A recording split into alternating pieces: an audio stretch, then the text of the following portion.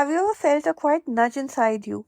An intuition you could not explain, a dream that felt more like a message, or a knowing inside your heart that made no logical sense at a point in time, but eventually it turned out to be true.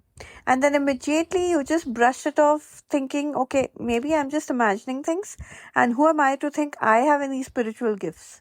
Well, if this sounds familiar to you, this episode is just for you because let me tell you something, these little whispers that you keep getting and that you keep doubting, they are not random. They are your gifts and they are waiting for you to trust them. Hi, and welcome back to another episode of the Flight to Fulfillment podcast. I'm your host, Ratika Seth, your life enhancement coach and the founder of the Freedom Divas Hub. And today we are diving into something that so many of us feel, but none of us actually acknowledge it openly because we have our doubts. Being spiritually gifted. Now, not in a mystical, faraway sense, but as the everyday natural abilities you've always had, but you've always doubted, dismissed, and hidden. The truth is, every single one of us has spiritual gifts, but not every one of us learns how to recognize them and trust them. So, today I want to walk you through 5 powerful ways to start tapping into your gifts. So, even if your mind still whispers, I don't have any gifts, I want you to go through these 5 steps. Okay, first, notice the subtle nudges that you get. Your gifts rarely show up in fireworks, they will not be out and loud, they will be whispering. So, you may have a gut feeling about something, or a sudden thought about something, or in a voice. So, instead of just shoving it under the carpet, instead of just dismissing it, just start noticing it. Write it down. Collect evidence that your intuition is actually speaking to you. Number 2, pay attention to what comes naturally to you. Spiritual gifts, they live in your natural strengths. So, are you one of, those friends uh, to whom all the other friends come to for comfort? Do you just know when something is off? Do you feel energized when you create, write, or guide others? What comes naturally is usually divinely designed. You've been gifted with that, isn't it? Number 3, release the comparison. So, your gifts are not supposed to look like anybody else's gifts. They are your gifts. So, some people really channel wisdom through words. Some people channel, wisdom through creativity. Others through healing.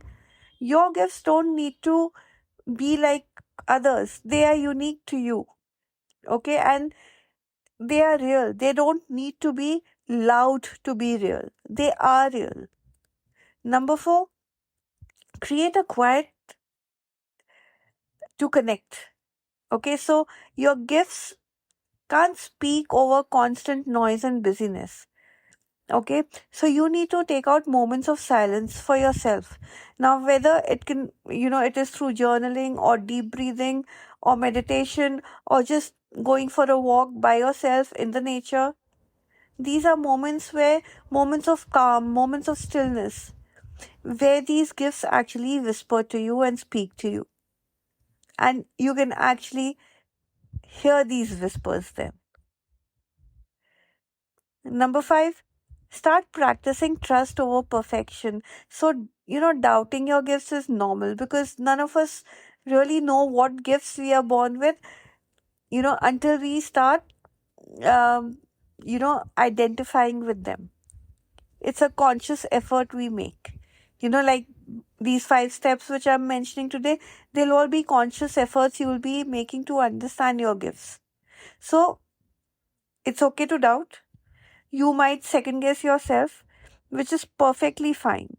But each time you act on your intuition or each time you honor, your feeling, you are actually strengthening your spiritual gift. So the key is not perfection, the key is practice.